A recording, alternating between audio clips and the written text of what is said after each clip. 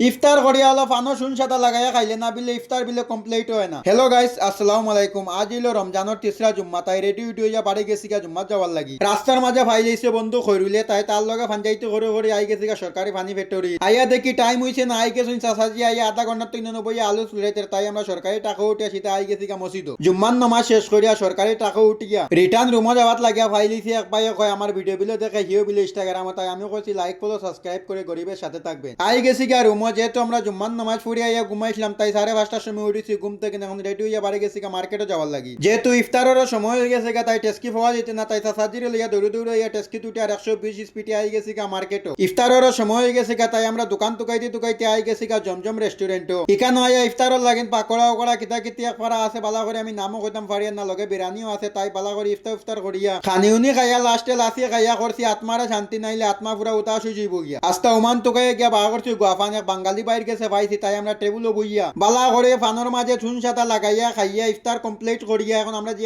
Marketing go. Please like follow subscribe করে সাথে থাকবেন। দেখা হবে পরের ভিডিওতে।